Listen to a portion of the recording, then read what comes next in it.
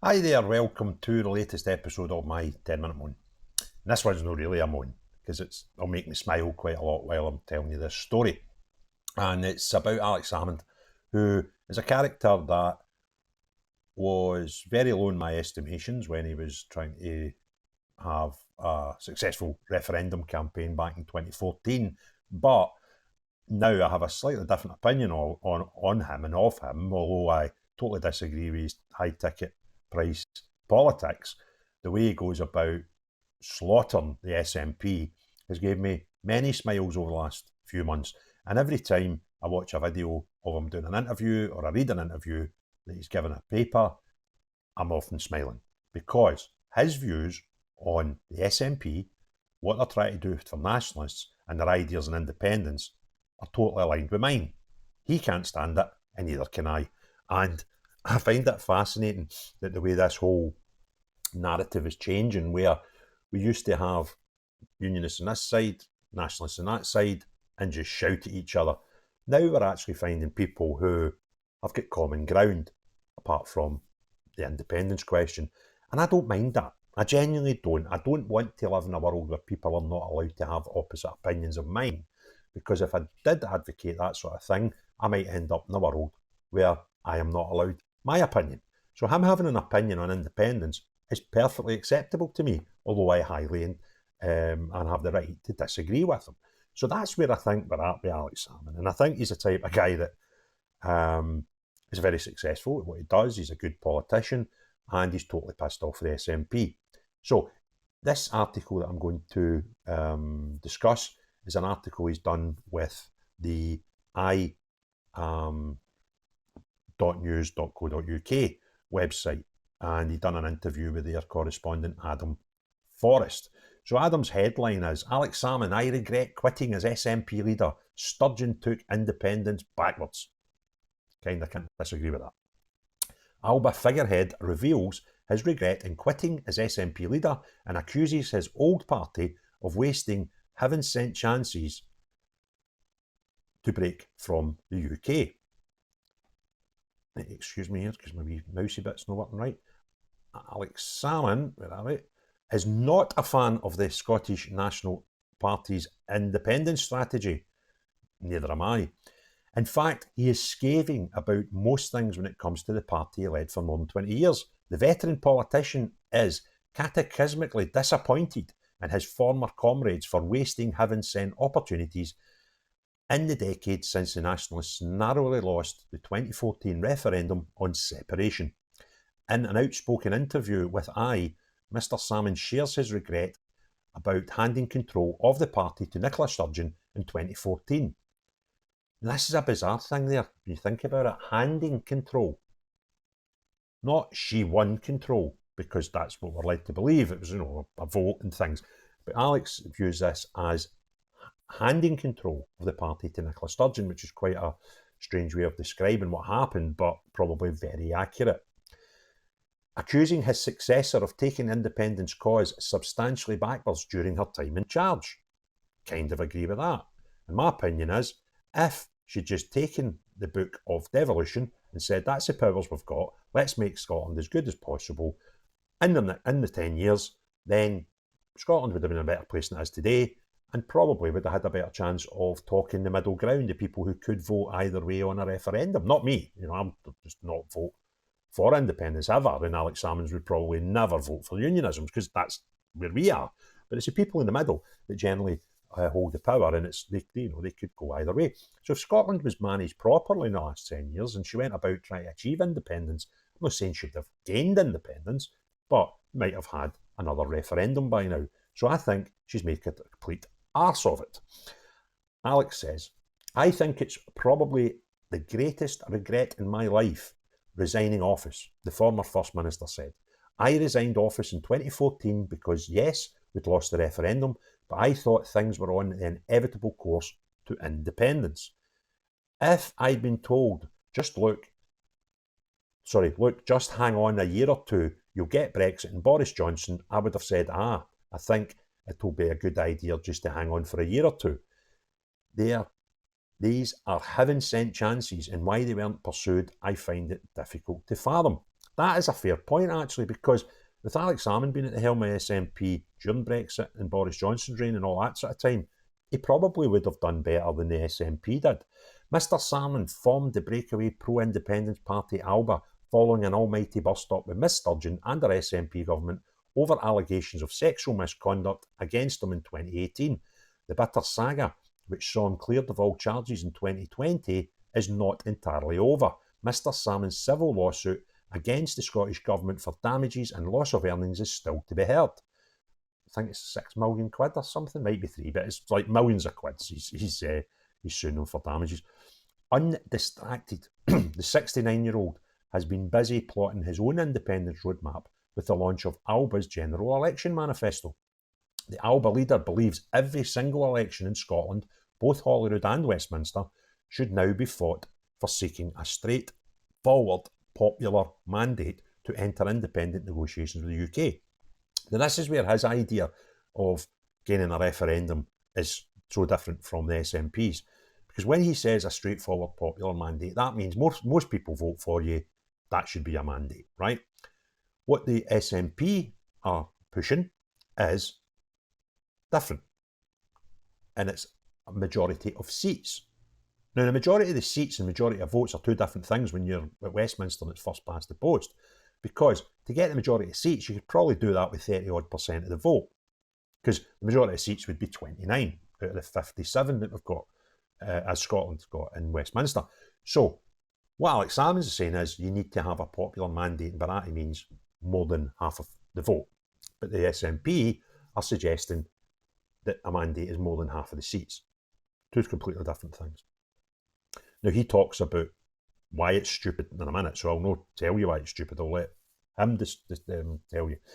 Hoping his party can cling on to its 2 seats at Westminster, Mr. Salmond has decided to bide his time and wait until 2026 before standing himself at the Scottish parliamentary elections. He believes ALBA can win 15% of the vote and win over 20 seats, under the more favourable proportional representation system used at Holyrood, because it's not first past the post, we've got the regional seats, etc. Smaller parties don't need a big chunk to get a decent amount of seats. It's designed to be that way. Now this is a bit where I totally agree with him. Another thing that I totally agree with Alex Salmond's. Who would have thought when I started doing these videos I would ever mutter those words? I totally agree with Alex Salmond on this point, right? He is dismissive of the not credible independence plans set out by SNP leader John Swinneys, who wants to demand talks with Number 10 over another referendum if the party wins a majority of seats in Scotland in July the 4th. Now, where is he? At best, this is Alex Salmond talking again. At best, it's a dead end. And at worst, it's a cul-de-sac, says Mr. Salmond in the idea of fresh referendum. Describing Mr. Swinneys as a safety-first politician, he says trying to persuade someone, he's trying to pursue some line through the middle, you just end up in a muddle. Let's get away with words as well, Alex. Mr. Salmond has something more radical in mind. He wants to use the 2026 Holyrood election as a de facto vote on Scottish independence, aware that narrative around the summer's general election is likely to be dominated by a UK-wide shift towards Labour. If there's a majority of votes for pro-Indy parties, SNP, Greens and ALBA in 2026, then Mr. Salmond thinks it can be used as a mandate to start negotiations on the breakaway Scottish state without the need of a referendum. Well, I find that a wee bit odd, and the reason for that is if you have a manifesto that purely talks about independence, then people vote for you purely on that one thing. But when you've got a manifesto that's full of bribes and nonsense about other things, then people are not just purely voting on that. Take the Greens, for example. Great example. Most of, if not all of their theories should be climate-based, when they have other ones which are gender-based and independence-based, right? So there will be people who vote for the Greens who are voting because they see them as a cuddly environmental party. So you cannot then just take that as a vote for independence. I don't believe that. And again, even ALBA and the SNP, when we get to 2026, will have manifestos which will talk about other things other than independence. So then to say people only voted us for independence, why would you write a manifesto that includes anything else? That won't happen.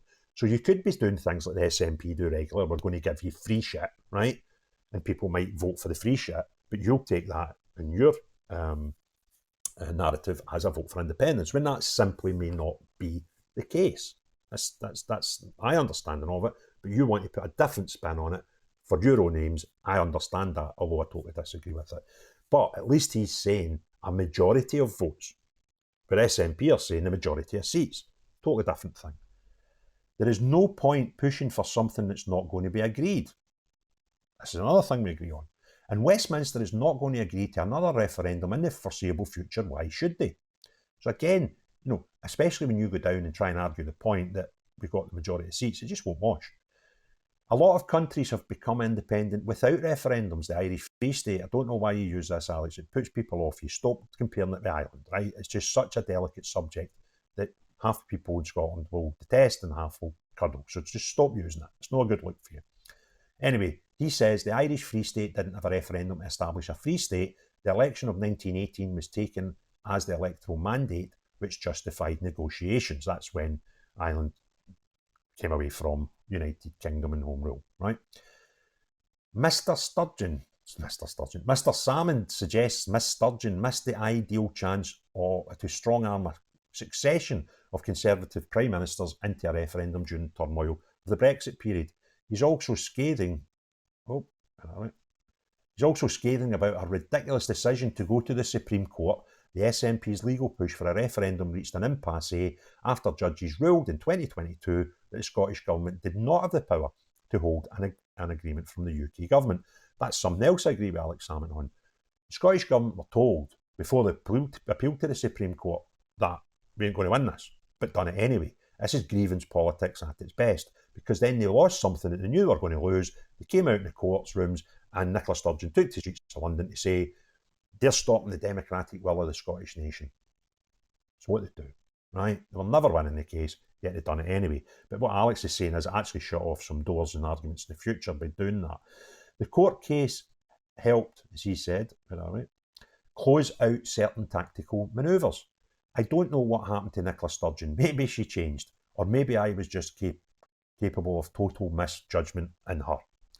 I'm just vaguely pointing out that for all her talents of explanation and the rest of it, that she didn't take the cause of independence forwards. She took it substantially backwards. Mr. Salmond says he would have loved to have pitted his wits as First Minister against Theresa May, Boris Johnson and Rishi Sunak over the past decade. Westminster was a lot weaker than SNP gave it credit for in most of the last 10 years. There was a period of critical instability and weakness at the heart of Whitehall, the like of which we've not seen for centuries or more, the succession of weak Prime Ministers. This would have been a manifest opportunity. England's difficulty should have been Scotland's opportunity, he said. There's still no love lost between the two towering figures in SNP history. Following the row over sexual misconduct allegations, Miss Sturgeon said Mr. Salmond was somebody I don't want to have in my life. That is sickening when she created a career on his coattails, right? It doesn't matter what happened after that. For somebody, a character, to say those words to someone that made them the person they are, and in Alex Salmond's own words, there was no election in the SNP to make her a successor. In his own words at the start of this very interview, he said he made her the First Minister, right? So she's been totally disrespectful. If anybody had affected my life in such a positive manner, I would never speak ill of them, regardless of what was to happen next. If they'd done something bad after that and somebody put a microphone in front of my face, I would just no comment. But she's said these words, which is pretty disgusting, and it gives you the sort of character of her. Mr. Salmond is unrepentant about pitching ALBA as a home of disenfranchised nationalists, unhappy with the SNP's so-called woke policies, mainly the push for gender self-identification for transgender Scots, a legislative move blocked by the UK government. One of the most depressing things of late has been SNP's persistent pursuit of, at best, blind alleys and, at worst, rabbit holes, says Mr. Salmond, accusing Miss Sturgeon and her successor, Humza Yousaf, of failing to see how the big push in gender self-ID would leave some voters. Just let's say that you were the world's most pronounced advocate of self-identification, gender politics, and you thought that was really important thing facing the universe. At the very least, you would say, perhaps this is not the right time to divide opinion. That's a very good point, but she decided to go front and centre with this. Asked if he could see reconciliation with Miss Sturgeon in years ahead, Mr. Salmond says, I never say never to anything. I think when Nicola is asked questions, she says she cannot foresee such times, so be it. I don't think it's really going to matter in terms of the future of Scottish politics. He also rejects the idea of an upcoming civil court case. Mr. Salmond is seeking damages and loss of earnings, accusing Miss Sturgeon and the Scottish Government officials of malfeasance in their handling of the harassment complaints against them. Will be viewed by voters as a division to the independence movement. He says, I doubt that. I don't think so.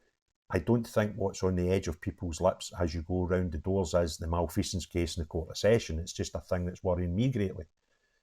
With his eyes firmly on the 2026 election, Mr. Salmond aims to cause as much trouble as possible until then, and hopes his old allies in the SNP are inclined to do the same.